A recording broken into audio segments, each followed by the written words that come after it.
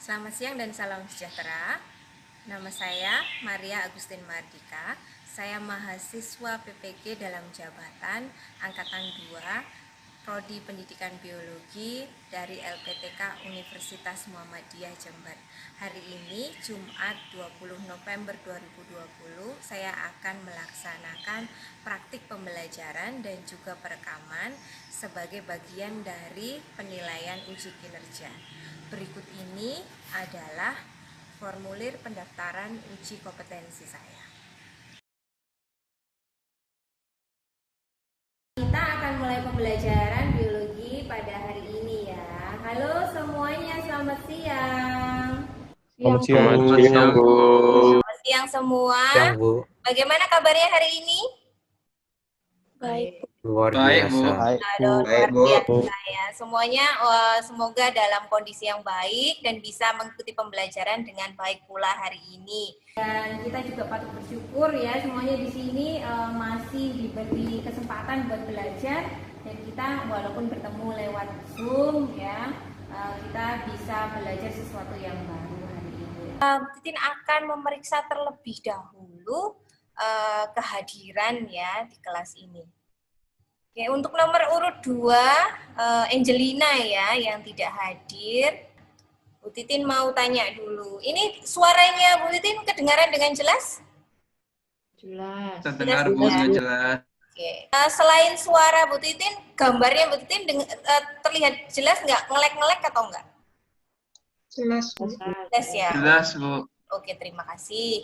Bagi yang mengalami kendala jaringan, juga kalau misalnya ada masalah sehingga harus keluar masuk, juga silahkan untuk menuliskan di chat box, atau juga ya bisa melaporkan kepada yang menjadi perangkat di kelas ya. Jadi kayak ketua kelas, sekretaris, silahkan.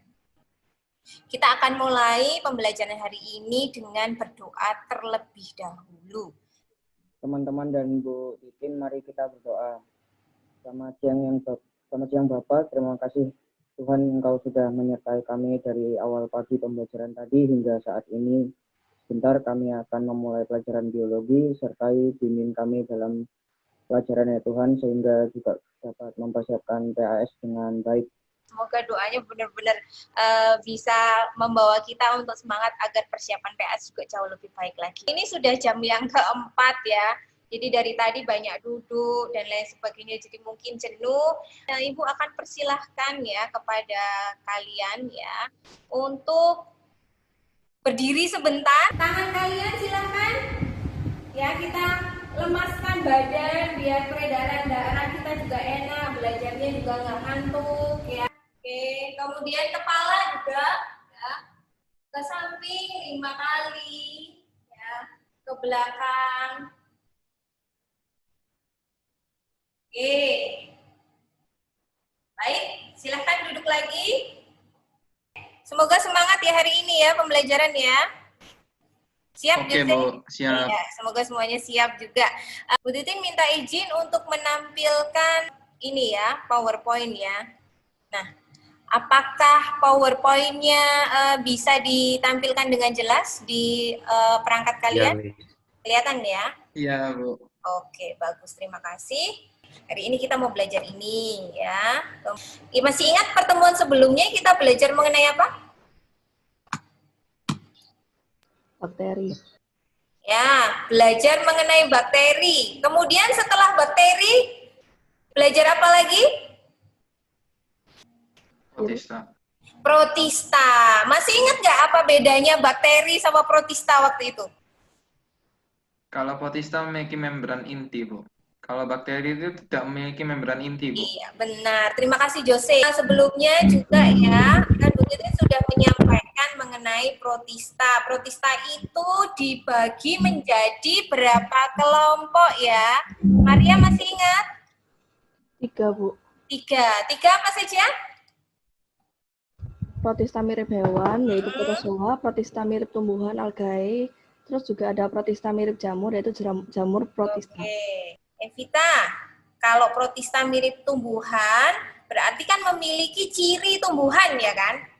Nah, tumbuhan ini cirinya apa sih? Kenapa kok protista ini mirip tumbuhan? Berarti ada ciri dari tumbuhan yang dia miliki. Berklorofil. Berklorofil. Kalau dia berklorofil berarti dia bisa melakukan Fotosintesis. fotosintesis, benar ya. Nah, kalau protista mirip hewan, apa bedanya tumbuhan sama hewan coba? Kalau dari geraknya, tumbuhan sama hewan bergeraknya bedanya bagaimana? Kalau tumbuhan pasif, kalau hewan aktif. Iya benar. Nah sekarang kita hari ini nih ya, kita akan belajar yang ini, yang protista mirip hewan.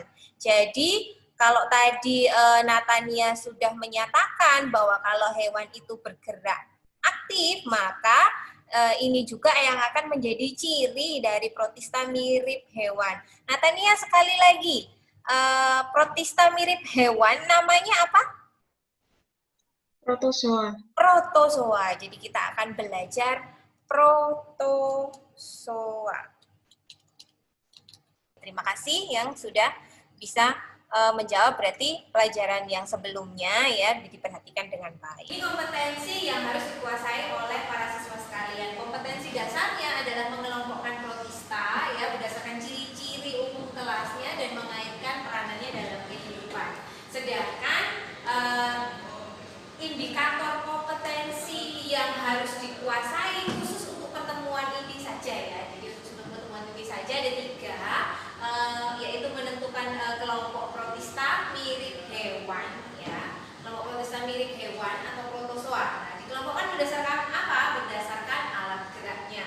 Kemudian menelaah siklus hidup anggota protozoa. Khususnya nanti adalah plasmodium ya, karena plasmodium ini nanti ada hubungannya juga dengan kesehatan. Kemudian mengkomunikasikan peranan protista dalam kehidupan ya. Nah, cara mengkomunikasikannya dengan apa? Ya, seperti anak-anak muda sekarang ya, generasi muda nanti memanfaatkan media sosial. Nah, bisa dilihat tadi kalau di bagian indikator pencapaian kompetensi itu hanya yang secara umumnya saja. Nah, nanti secara khususnya bisa dilihat. Protista mirip hewan, diperhatikan, nanti akan dikelompokkan menjadi 4 kelompok. Berdasarkan apa? Berdasarkan alat gerak. Jadi nanti para siswa sekalian diminta untuk bisa mengelompokkan, ya, berdasarkan alat gerak tersebut. Oke. Kemudian yang selanjutnya, ya, siswa nanti bisa menelaah siklus hidup, ya, dari plasmodium, oke, dari plasmodiumnya, dan membuat skemanya ya. Jadi itu yang akan jadi pembelajaran utamanya. Yang terakhir adalah mengomunikasikan ya, nanti lewat media sosial sebagai penyebab penyakit gitu. Oke. Nah, kenapa stop share dulu bentar. Oke, kenapa pembelajaran hari ini itu sangat penting ya? Karena memang protista itu sesuatu yang sebenarnya sangat dekat dengan kehidupan kita sehari-hari. Banyak sekali anggotanya yang bisa menyebabkan penyakit. Nah, dan bahkan juga ada beberapa yang sampai menyebabkan kematian. Jadi ini menjadi sebuah hal yang jadi kepedulian kita, jadi awareness buat kita sendiri. Oh, aku tahu bahwa yang menyebabkan penyakit ini apa sih sebenarnya. Dan kalau bisa sampai dengan kalian tahu cara pencegahannya, jadi bisa menjaga kesehatan diri sendiri. Selain itu juga bisa memberitahu kepada orang lain, kepada keluarga, kepada teman dan yang lain sebagainya, sharing your awareness ya. Hari ini kita akan belajar dengan moda sinkron dan asinkron. Moda sinkron itu seperti ini ya, yang kita bersama-sama ya, dan tatap muka seperti ini namanya moda asinkron. Moda yang asinkron yang dilakukan melalui LMS ya. Kalau misalnya kalian melihat materi yang ada di LMS, kemudian berdiskusi yang ada di LMS, itu namanya adalah moda asinkron. Kita akan belajar dengan model yang namanya discovery learning ya. Pertama, kalian akan mendapatkan stimulasi, jadi nanti nonton video sedikit, kemudian dari nonton video itu kita tanya jawab, kemudian dari nonton video itu kita ternyata belum tahu apa sih, nah itu identifikasinya. Jadi kita mau mengidentifikasi apa yang akan kita pelajari hari ini. Kemudian mengumpulkan data ya, materi yang ada di LMS, kemudian mengolah data, kalian berdiskusi, menjawab pertanyaan, dan kalian akan menyampaikan, jadi mempresentasikan apa yang sudah kalian diskusikan. Ini untuk tagihan hari ini yang harus dilakukan oleh para siswa sekalian. Jadi nanti kita akan main sebentar pakai Kahoot ya. Ini untuk poin nilai mengerjakan kuis post testnya. Kemudian nanti nilai keterampilannya diambil dari 2, melanjutkan yang sebelumnya, nanti ditambah dengan skema siklus hidup plasmodium ya. Kemudian juga memposting di media sosial ya. Bu Titin mau memperlihatkan sedikit video nih.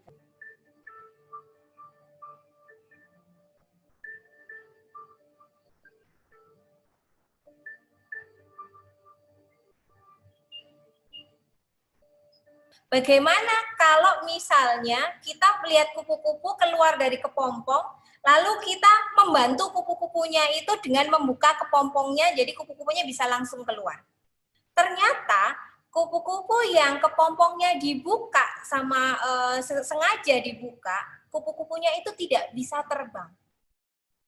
Beda dengan kupu-kupu yang dia keluar sendiri dari kepompongnya. Nah, ini semacam seperti pembelajaran bahwa terkadang memang kita harus berusaha bahwa kesulitan yang dia alami oleh si kupu-kupu ini ya, untuk keluar dari kepompongnya ya dengan susah payah, itu yang memberikan dia kemampuan untuk bisa bergerak dan untuk bisa terbang.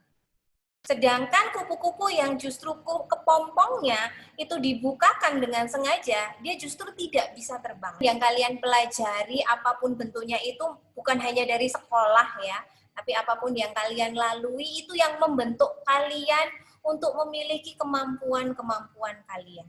Kayak gitu. Jadi belajar hari ini pun rasanya juga bukan sesuatu yang mudah, tetapi pasti akan melatih anak-anak sekalian untuk menjadi kupu-kupu yang bisa terbang, bukan menjadi kupu-kupu yang bingung mau terbangnya bagaimana. Kayak gitu. Itu pelajaran yang bisa kita dapatkan dari kupu-kupu. Anak-anak sekalian, silahkan ke kahoot.it dulu ya. Anak-anak sekalian bisa lihat PIN-nya 6761933 ya. Oh, Maria sudah masuk. Nia sudah masuk, Nia ini Natania ya. Ini untuk melihat pengetahuan awal saja dari kalian, jadi kalian menjawab ini, kalau benar nanti dapat poin, kalau salah enggak apa-apa.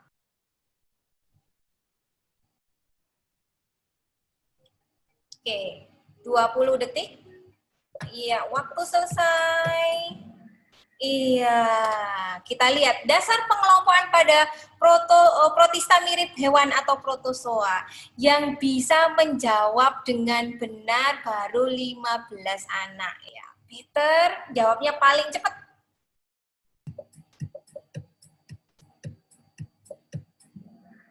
Oke, amuba alat geraknya apa? Alat geraknya namanya adalah kaki. Yang menjawab benar sayangnya baru 10 orang. Ya, Vincent naik ke atas, Nicholas Vincent. Oh, masih banyak yang salah juga ternyata. Enggak apa-apa ya.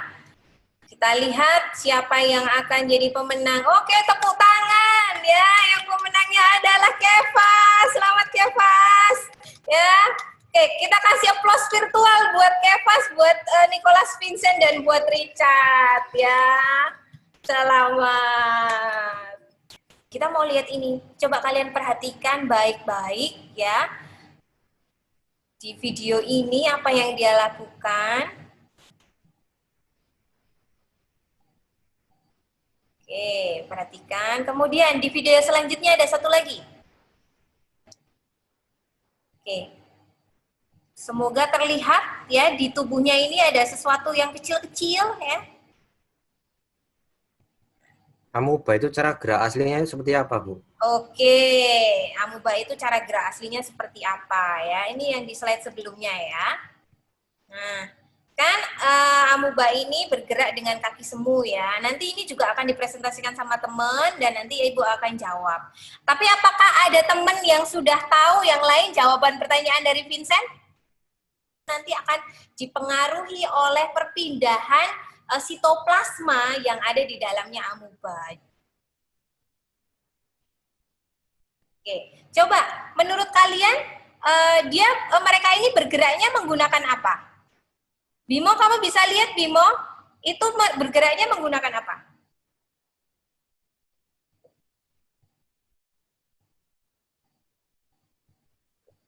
Kaki, bulu getar bukan Bu itu Bu? Oh, pakai bulu getar. Coba menurut teman yang lain, ini pakai bulu getar, apakah benar jawaban dari Bimo?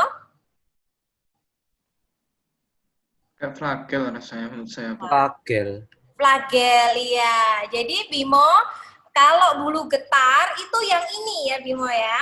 Ya, yang ini yang kecil-kecil ini bulu getar. Sedangkan yang ini ya, yang ini seperti teman-teman yang lain bilang, dia menggunakan bulu cambuk atau flagel. Terima kasih untuk jawaban teman-teman yang lain. Berarti malaria itu karena protozoa, Bu? Ya. Benar, karena protozoa yang namanya Plasmodium. Nah, apa hubungannya dengan pandemi corona? Kita tahu ya, pandemi corona membuat kita itu physical distancing. Kemudian kalau kita ke rumah sakit itu juga kita harus memenuhi protokol yang ada tentang itu. Makanya kita harus hati-hati. Kita belajar hari ini tentang protozoa, tentang peranannya, ada juga yang menyebabkan malaria. Bagaimana kita sebaiknya menjaga diri ya agar kesehatan kita baik, sehingga kita tidak perlu ya ke rumah sakit, apalagi dengan sekarang ya rumah sakit itu lebih banyak diperuntukkan untuk penderita corona. Kita akan belajar kelompok protozoa ya, kita akan belajar protozoa. Oke. Kemudian kita juga akan belajar apa tentang penyakit Malaria. Malaria, benar ya. Kita akan belajar tentang protozoa dan juga akan belajar tentang protozoa yang menyebabkan malaria.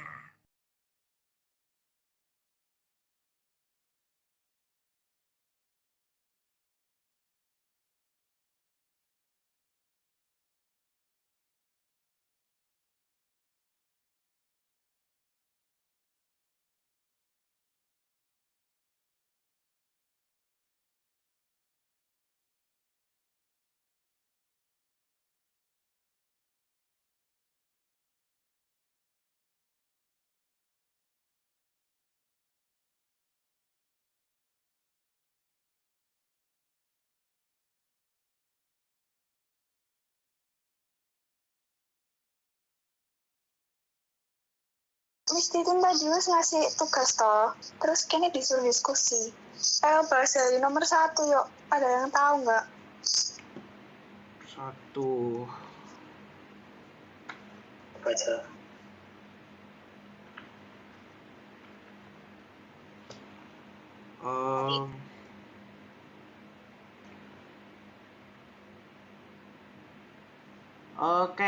Kayaknya 1D itu triponosoma kayak ya.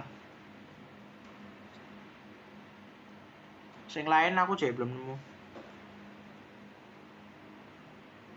1C itu Plasmodium. Yang tunggu.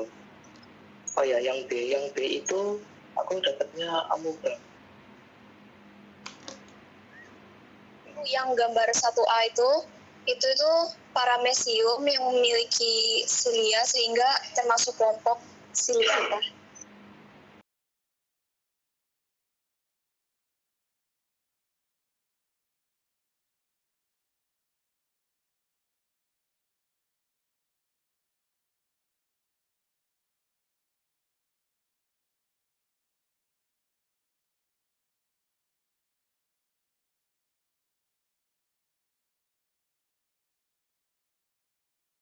Sudah melakukan diskusi bersama, ini bagus ya.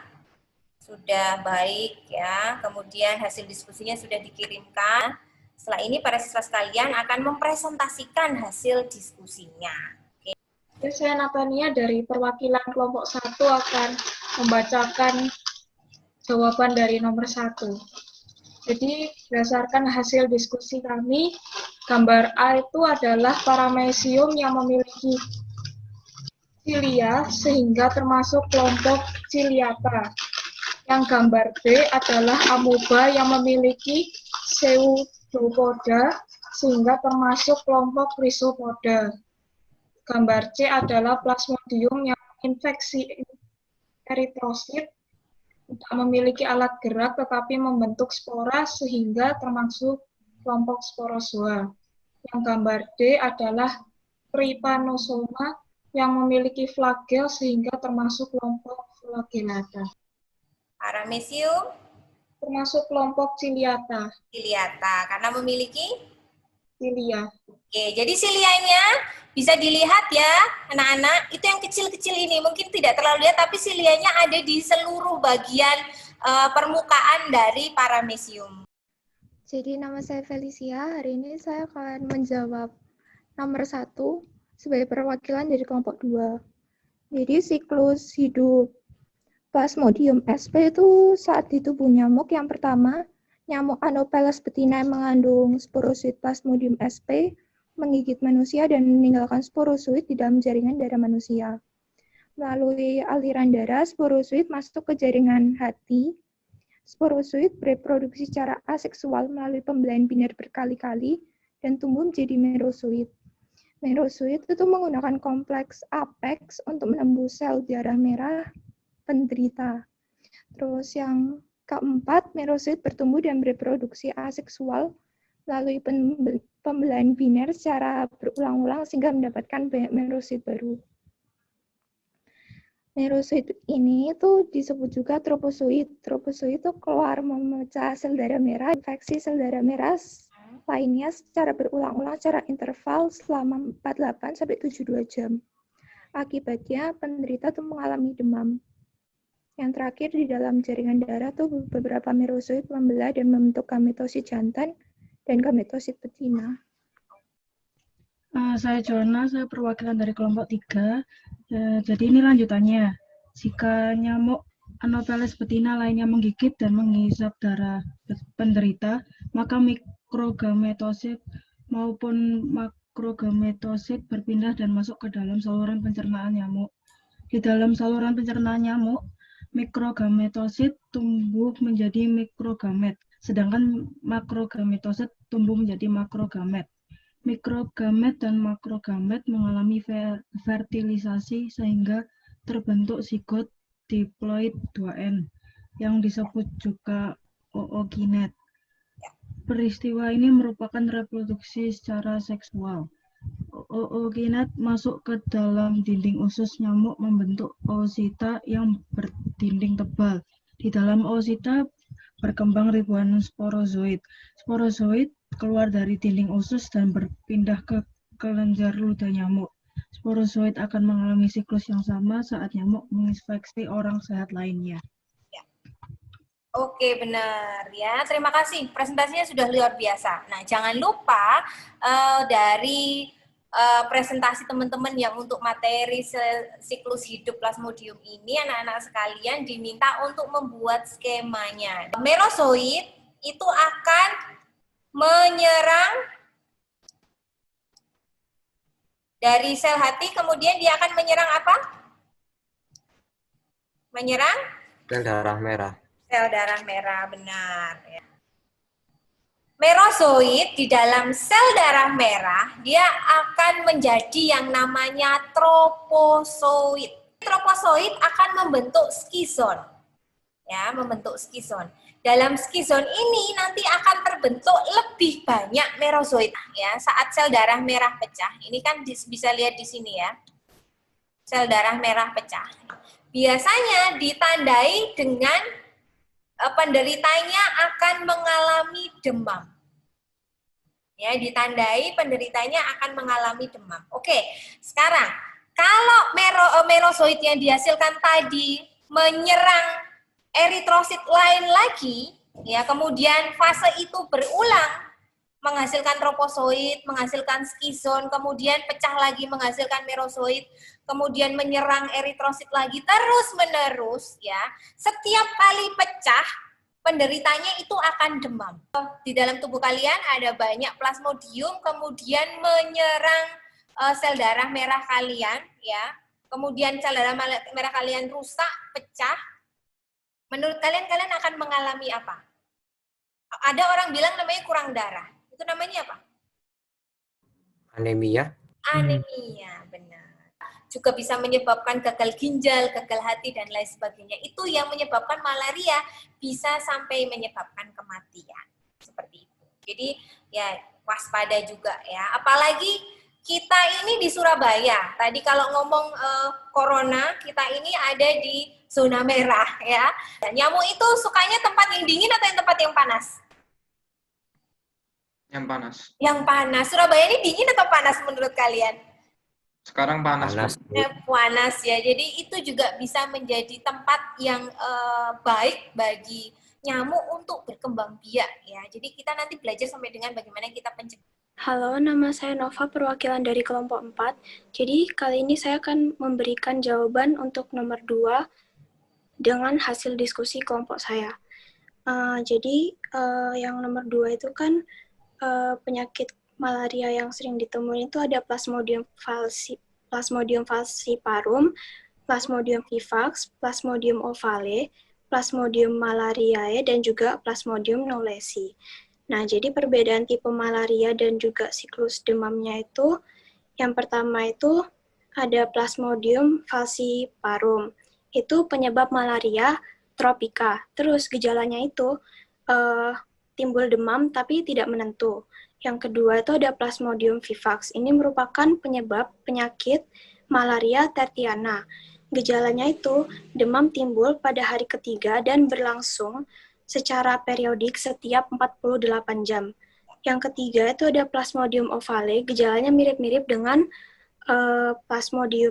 dengan malaria tertiana. Terus yang keempat itu ada Plasmodium malariae, itu merupakan penyebab penyakit malaria quartana. Itu gejalanya itu timbul demam pada hari keempat dan berlangsung secara periodik selama 72 jam. Tadi Plasmodium vivax menyebabkan siklus demamnya berapa hari sekali intervalnya? 2 hari. 2 hari atau berapa jam? 48. 48 jam. Oke, ini adalah kisaran suhu yang normal. Dia demam di hari pertama. Hari pertama demamnya suhunya sampai 38. Kemudian hari kedua tidak demam. Hari kedua suhunya tidak demam. Hari ketiga bisa bahkan demam sampai 39,5. Hari keempat turun lagi.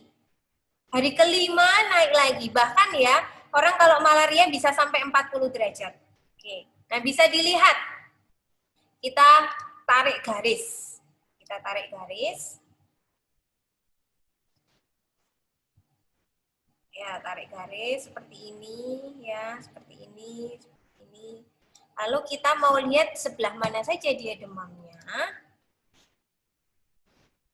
Oke, di hari pertama demam, hari ketiga demam, hari kelima demam. Oke ya.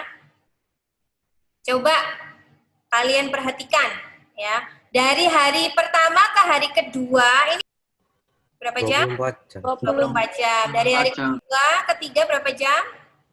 24 jam. Jadi dari hari pertama ke hari ketiga, maka dia akan berapa jam?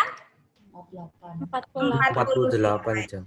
Jadi nanti demamnya di hari pertama dan hari ketiga. Makanya namanya malaria tertiana dengan jeda waktu 48 jam. Jadi nanti tiap 2 hari sekali penderita malaria tertiana itu akan demam. Ya, silakan. Di kondisi lingkungan pada nyamuk SP, Anopheles SP, untuk mempengaruhi kondisi perkembangbiakannya. Yang pertama adalah keberadaan tanaman. Dapat menyebabkan peningkatan kepadatan jentik karena menyediakan tempat bersembunyi dan makanan sehingga jentik dapat bertahan hidup. Tanaman juga menjadi pelindung jentik atau menaungi habitat agar tidak terkena langsung sinar matahari, yang dapat menyebabkan peningkatan suhu air serta gangguan predator yang dapat mengurangi jumlah populasi larva nyamuk di habitatnya.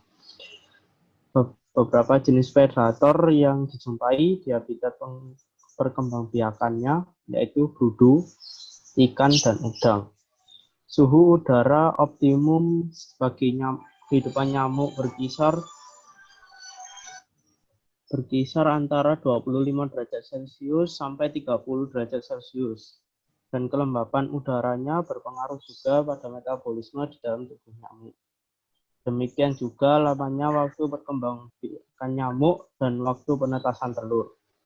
Karena semakin tinggi kelembapan, telur akan semakin cepat menetas. Waktu peletakan telur pun meningkat bila keadaan kelembapan udara juga meningkat. Ya, terima kasih ya. Ini langsung ke, kalau kita sudah tahu ya bagaimana nyamuk itu membutuhkan kondisi lingkungan yang baik buat dia. Nah, bagaimana kita mau memberantas nyamuknya ini yang akan dijawab oleh kelompok 6 ya, membaca dari jurnalnya ya. Jadi silakan. Ayo silakan kelompok 6. Tindakan pencegahannya, yang pertama itu kebiasaan memakai obat anti nyamuk pada saat malam hari. Yang kedua itu kebiasaan memakai lotion anti nyamuk atau repellent saat aktivitas di luar rumah pada saat malam hari. Terus yang ketiga, kebiasaan menggunakan baju lengan panjang dan celana panjang. Yang keempat, membersihkan lingkungan, terutama yang berupa genangan air. Coba Jose, jawaban tambahanmu apa? Bisa menambahkan dari presentasi teman yang barusan. Jawaban tambahan saya itu, kalau nggak salah itu, rajin membersihkan serta menguras dan mengeluarkan bubuk abate ke bak mandi. Lalu melakukan fogging secara teratur dan menggunakan kelambu saat tidur. Sekian, terima kasih. Iya, benar. Terima kasih Jose ya. Jadi penting ya, bukan hanya yang tadi ya, apalagi berdasarkan yang sudah dipresentasikan oleh kelompok 5 ya, menjaga lingkungan biar tanaman tidak terlalu rimbun. Kemudian tadi sudah ditambahkan juga. Hari ini sudah belajar apa saja? Klasifikasi protozoa. Klasifikasi atau pengelompokan protozoa. Dikelompokkan menjadi berapa? 4. 4 kelompok. Berdasarkan apa? Alat geraknya. Ada 4 kelompok apa saja? Rhizopoda. Oke, Rhizopoda. Ciliata. Lalu? Flagellata. Ya, benar. Dan? Sporozoa. Tahu nggak vektor pembawanya nyamuk Anopheles yang betina atau yang jantan? Betina. Nah, tahu nggak kenapa betina? Soalnya betina yang harus nyerap darah untuk perkembangbiakan. Semua yang kita pelajari hari ini. Ibu tanya sama Vincent, menurutmu hal yang baru, yang menarik buat pembelajaran hari ini apa? Kalau tentang plasmodium, yang menurutmu menarik apa? Bisa menjadi 2 bentuk gitu. Kalau di tubuh manusia jadi spora, terus satunya di mana? Tubuh nyamuk. Ada kesulitan atau ada kendala nggak selama pembelajaran ini? Ya, rotok-rotok pusing, Bu, karena hal baru soal plasmodium atau gimana gitu, itu masih hal baru buat saya, Bu. Selama jalannya pembelajaran, bisa mengikuti dengan baik? Bisa, Bu, bisa mengikuti dengan baik, Bu. Ya. Nggak ada kendala jaringan? Ya, tadi saya sedikit nge-lag, tapi ya masih kedengeran kok, Bu, suaranya, Bu.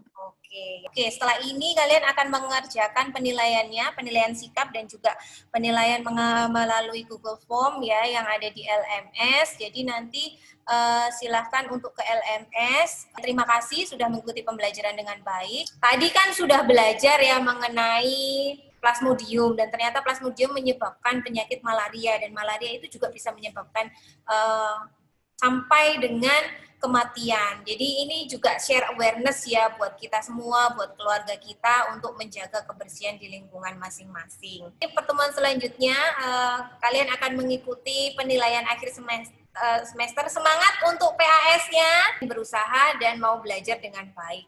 Oke, kita akan akhiri pembelajaran hari ini. Ibu minta tolong kepada Gabriel untuk menutup dalam doa. Mari teman-teman kita berdoa. Ya Tuhan, terima kasih Tuhan atas berkat dan penyertaan yang Engkau berikan Tuhan pada hari ini Tuhan. Dan terima kasih Tuhan atas pelajaran yang telah Engkau berikan melalui guru kami ya Tuhan. Amin. Ya, terima kasih. kasih. Kita tutup pembelajaran hari ini ya. Selamat siang semuanya ya.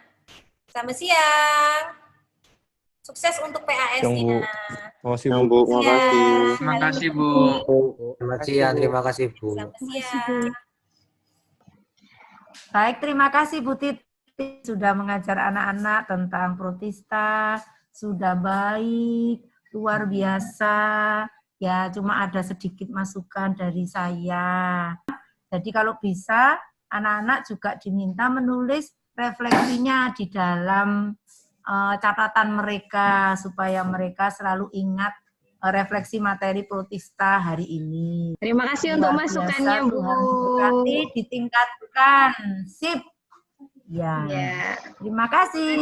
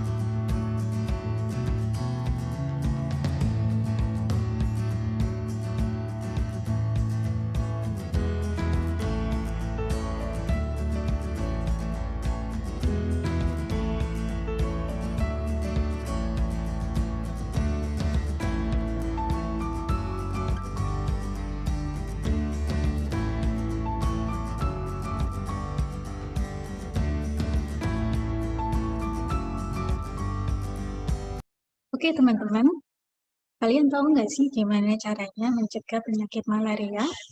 Nah, kalau kemarin kita sudah sama-sama belajar gimana caranya mencegah penyakit malaria. Yang pertama, ketika kamu tidur, kamu bisa menggunakan selambu di tempat tidur kamu. Yang kedua, kamu bisa menggunakan lotion anti nyamuk